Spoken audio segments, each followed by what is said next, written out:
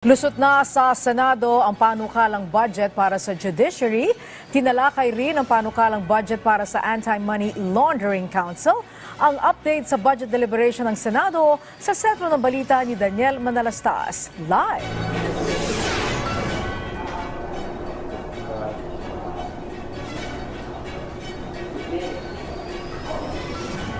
Angelique, sumalang kaninang umaga ang ilang ahensya ng pamahalaan para sa budget deliberations dito sa Senado. At isa na nga sumalang dyan ay ang panukalang budget ng judiciary. Tinapos na ng Senado ang deliberasyon para sa panukalang budget sa taong 2024 ng judiciary. Pero bago nangyari yan, ilan sa isyong tinanong ng ilang senador ang issue sa Farmally hinggil sa pag-cite in contempt. Sometimes we are quick to fire the trigger, to pull the trigger in this particular cases.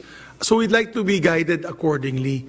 But in all honesty, when we have public hearings, particularly on public order and security, Blue Ribbon, none of them will give self-discriminating answers.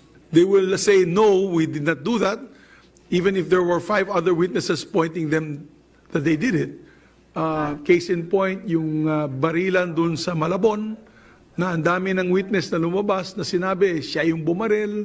Sa simpleng salita, hindi nila hindi kune-question nung hukom ang ating kapangyarihan dito sa Senado, yung contempt power natin sapagkat nasa saligang batas ho yan. Pero yung paraan po nung pag-exercise nito, pag nagdeklara ho tayo ng isang witness in contempt, kailangan may due process ho. Bigyan ho siya ng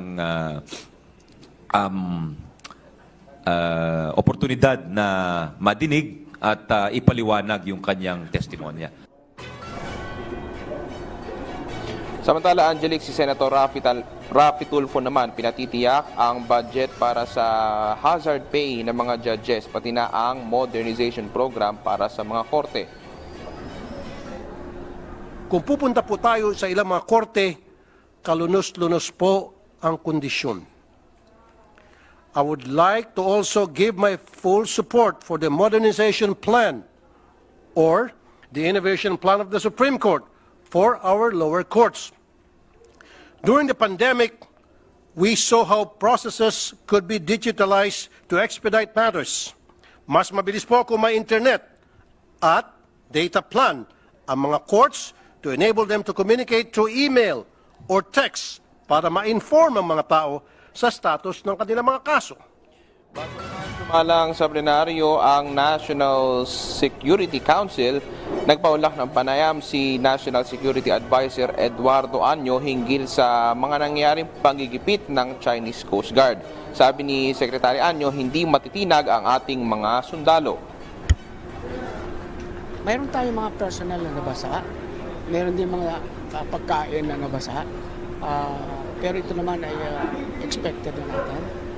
Sabi nga natin na kahit anong klaseng intimidation, coercion na gawin ay hindi matitinag yung sundalo natin. Yes, and we will not be deterred.